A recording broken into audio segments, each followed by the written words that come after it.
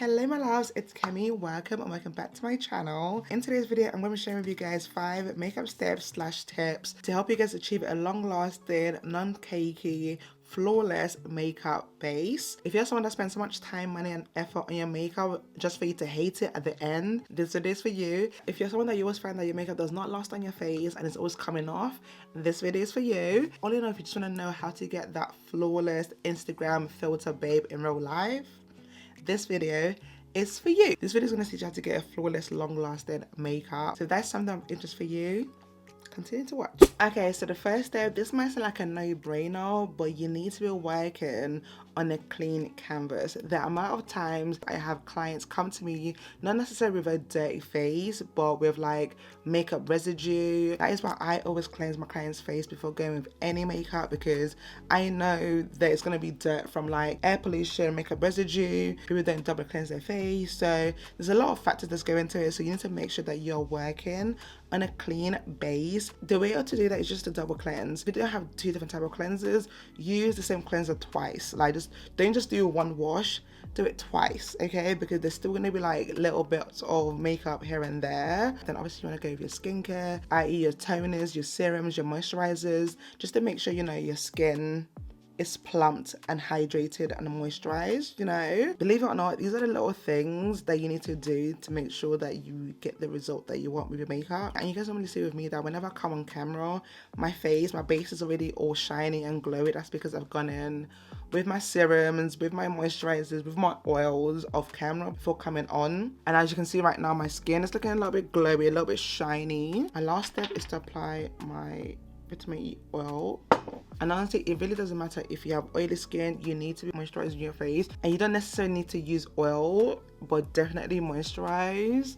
I use oil and moisturizer because I just like my face to be nice and glowy. Now the debate on if you need primers, for some reason it's still going on. I will always recommend you to use a primer because for me it's like a little barrier between the makeup products that I'm going to apply on and my skin. So I like to have that little barrier in between the two. And for me, I feel like primers do work. For example, on days when my pores are large, I like to use a blurring primer to like, you know, fill it out. When my T-zone is oily, I like to use a mattifying primer. Simply put, I like using primers. If you don't like using primers, that's your own. But please make sure you're doing a good skincare before applying your makeup. But if you're doing neither, don't complain. Don't complain that your face is looking higgy-hagger, okay? I don't want to hear it. For primer today, I'll be using my Milk Hydro Grip Primer. This is going to ensure that the makeup grips onto my face.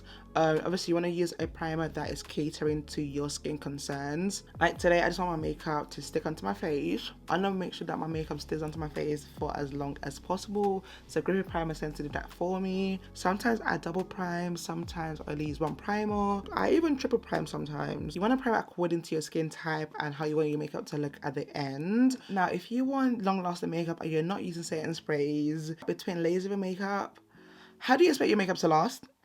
Please tell me. I personally like to set before my makeup, during and after. And please know there is differences between setting sprays. That not all setting sprays are the same. We have setting sprays, we have setting mist, and we have fixing sprays. Now I'm going to explain to you the purpose and when you should be using this stuff. So hopefully you're using the correct setting spray for you. Now, fixing spray is typically what you use at the end of your makeup, and it ensures that your makeup doesn't move, it stays in place for the whole day. It gives your makeup a little bit more longevity. It pretty much just like fix and sets your face and like allows it not to budge and move. Something like the Crayolan fixing spray is what you typically use at the end, or like the MUA fixing longwear spray. These are products you will need to make your makeup long lasting. Whereas a setting spray comes in all different forms. You get hydrating setting spray, you get mattifying setting sprays, you get illuminating setting sprays, dewy setting sprays. They come in so many forms because they're more catering to skin types and how you want your makeup to look. So if you want to do a finish, you go with a dewy setting spray. If you want a mattifying finish, you go with a mattifying setting spray. You feel me? Mainly they are for how you want your makeup to look. For example, the Milani Make It Last Natural Finish Setting Spray. The One Size Beauty Mattifying Waterproof Setting Spray. This is not a finishing spray, this is a setting spray. Like I said before, a setting spray can be long lasting as well, but they're not as strong as like a fixing spray, and you usually want to use this during layers of your makeup. However, you can use it at the end of your makeup as well to really like lock it in place and like merge everything together and give it the finish that you want. You can also pair a setting spray with a fixing spray together, but definitely use the setting spray first and then lock it in place with a fixing spray. You don't want to do it the other way around because that's what causes breakage. Imagine like using a fixing spray and then using a dewy setting spray on top of it, meaning what causes like makeup breakage and like makeup not lasting because you've done it in the wrong order. And then lastly, we have setting misses. You really want to use this as a prepping step before your makeup because they're not really designed to like lock in your makeup or like holding your makeup. They're more hydrating and keeping your skin looking fresh. Personally, I would not recommend for you to use a setting mist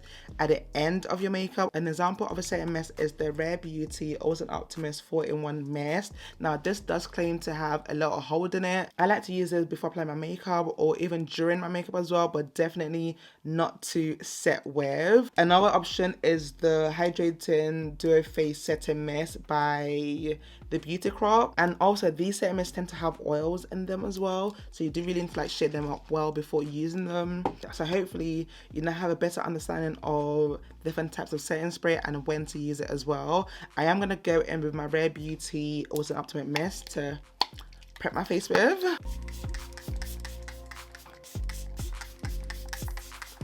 And as you can see, this adds an instant glow to my face. Another one of my favorite is the Fresh Hydrator Mist as well. You guys know how much I love that one. But yeah, look at that glow.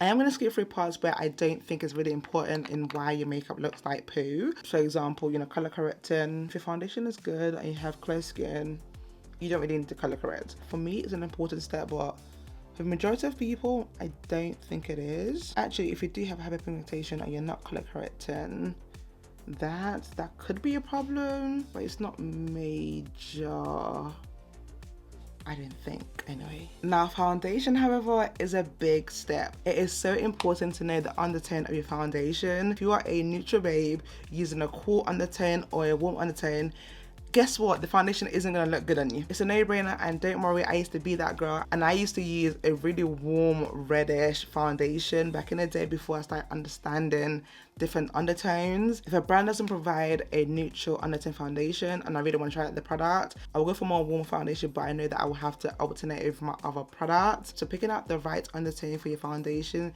is super important because it also affects the way your concealer looks on you, the way your setting powder looks on you, and your overall makeup. It is the base makeup and everything's going on top of it, so naturally it will affect how everything else is looking. To be honest with you guys, the way I found out my undertone was through try and error. A more inexpensive way that I find is a lot of people check their veins to find the undertone. You can also use the sun exposure test as well, where like if you tan easily and you rarely burn, you have a warm undertone. If you easily get burned and you don't really get tanned, you have more of a cooler undertone. And if you know, in the middle, sometimes get burned, sometimes you get tanned, then you have a neutral undertone. I find that's another way of finding out your undertone as well. I'm sorry, I can't really be helpful in this department, but just know that your foundation is important. It is the base for your makeup, so you need to ensure that you have the correct foundation on. For foundation today, I'm going to be using my House Lab Trioclone Skin Tech Foundation. This is in the shade 540 Deep Neutral. As you can see, it's not too warm, it's not too cool, it's just like perfect shade for me.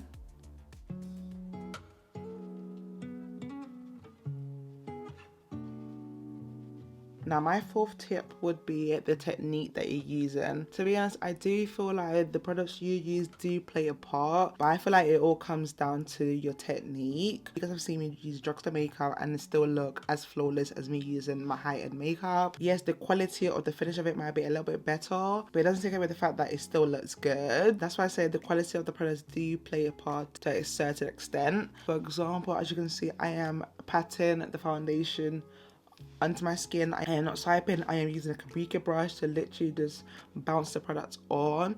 This way I get a more flawless finish, I don't get any streaks. You can even go in with a beauty blender to like further blend out the foundation to give that flawless finish. But you do need to be aware that using a beauty blender does take away products as well. You don't get as much coverage than using a brush. I personally like using brushes because they give me the most coverage and they don't really take away too much product. That's why now I go in to blend out my concealer out with a brush first, and then I go with my beauty blender to like smooth everything out and take away any excess products that I don't need. There is no step where I will encourage you guys to swipe using a brush.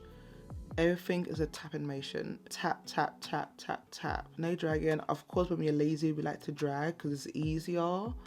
But if you want that flawless finish, tap that wrist, okay? And just look at that. The coverage is still there. Now if I was to go over my sponge, it will just diffuse the edges and make sure that there's no excess product on my face. Don't know how well you can see that, but it's set up quite a few products and the edges is not as harsh anymore. I would definitely say invest in your brushes, invest in your tools. Don't be that babe that uses one brush for everything. And please, please, please, please, cousins, wash your brushes. Wash your brushes, okay? Those brushes needs to be washed. I know there's some people out there that are against washing brushes because they feel like the makeup won't turn out the same when they use a clean brush. I don't really know what that's about, but wash your brushes, please. And you can instantly see the difference with this side of my face where I've used the brush and my sponge. It's very soft, everything's evenly blended out, whereas this is just giving me coverage. Do you guys see the difference? I hope you can. Like so. You see that? And with every product that I use, I just like to use a brush, and I always like to build up as well. Tapping motion with your makeup will have you looking flawless. If you guys ever see me swiping with my makeup, and that's because I am in a rush. Okay, that's the only reason why you see me like swiping and like doing it. But the most part, when I really want my makeup to look good, I am tapping. I've seen people use the most expensive makeup and the makeup still don't look good.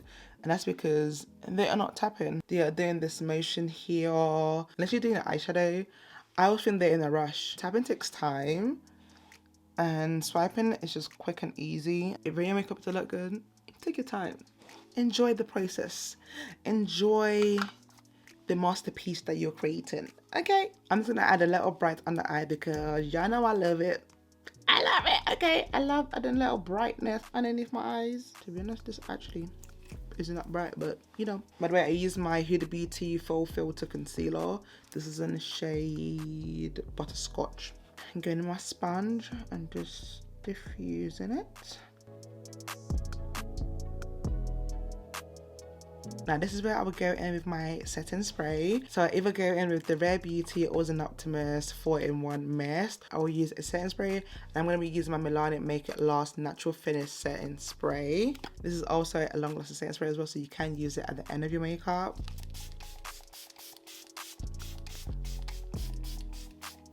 And I like to dry that for about 2 to 3 minutes, and this was like lock in all your cream products before I apply all my powders. And I'm gonna go back in it with it again to lock in those powders, and then go into it with a fixing spray to really secure it in place, you know? Now my last tip or step is setting powders. There is so many different types of setting powders, and I feel like this is where people go wrong because they're using the wrong powders for the wrong things. And there is so many different powders. We have translucent powder, setting powder, baking powder, pressed powders, mineralized powders, powder foundations. There's just so many different types, and I feel like I will actually do a more dedicated video explaining different types of powders and where to use it. But just know that I personally like to use 3 different types of powders. I like to use a pressed powder, a finishing powder, and a translucent or baking powder.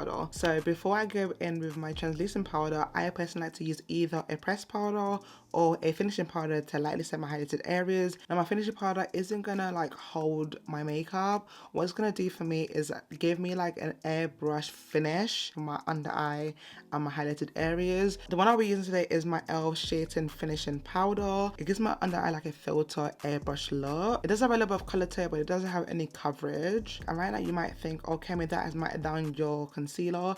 I cannot leave my house with just using a finishing powder on top of my concealer because it would not hold. My concealer will start to crease. What it's good for is just makes my under eye look flawless. Now you can use this after applying your setting powder, but I personally like to use this before because if I go straight in with my setting powder, I get a bit of patchiness, and I just like that I have powder to powder contact rather than powder to liquid. and just look at that. The areas that I use the finishing powder just looks flawless. And like I said earlier, I do like to use a pressed powder to do this step as well, and I like to use my Maybelline Fit Me Matte and Poreless powder. Now this pressed powder do have a little more coverage to them. The shade will show up on your skin tone, but it does absorb a little bit of oil as well. Another one is my NYX Can't Stop Going Stop Mattifying powder, and as you can see, within minutes of me just talking to you guys, the natural oils of my concealer is starting to pick through. That is why I go in with a setting powder on top to really like lock in those concealers. It looks gorgeous, but it doesn't hold. For setting powder, I'm going to use my Laura Mercier Translucent Loose Setting Powder. When it comes to translucent powders, they don't tend to have that much color to them, but they are very much oil controlling. I'm using the honey one, by the way. Even though this has a little bit of tint to it, once I dust it off, the shade of my concealer is still what's going to be left in a way. So if you're wondering why your powder isn't like holding your oils or holding your makeup, you might want to check the type of powders you're using, because just because they're in a tube like this doesn't mean you can bake with them or you can set with them. You can get a powder foundation as a loose powder. You can get a mineralized powder as a loose powder. So many powders come in a loose form. So just ensure you're getting the right powder for what you need it to do. And then to set the rest of my face, I like to use a pressed powder. The one I have here is the Revolution Pro CC Perfecting Pressed Powder. These powders have shade coverage in them, so whatever shade you put it on, they will show up on your skin. They also help control a little bit of oil as well. But as you can see, it's giving me a little bit of coverage, and it's controlled the oils a little bit as well. Y'all see that? You see the difference? Yeah. Going back in with that tapping motion. No swiping, just tap. I'm just gonna go now finish off the rest of my makeup, because everything else I feel like people hardly get wrong. This is the stage where I like to go in with my setting spray. I like to do this before applying any of my mascaras or lashes, because obviously I don't want it to smudge and run. So I'm just gonna go back in with my Milani Make It Last setting spray.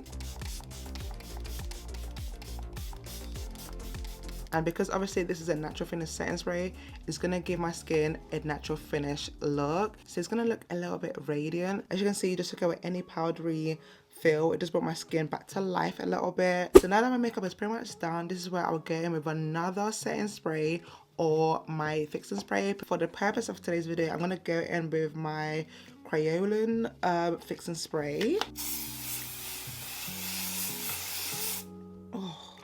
The smell is atrocious, but your makeup isn't gonna budge. And this, my loves, is how your makeup will not look like poop.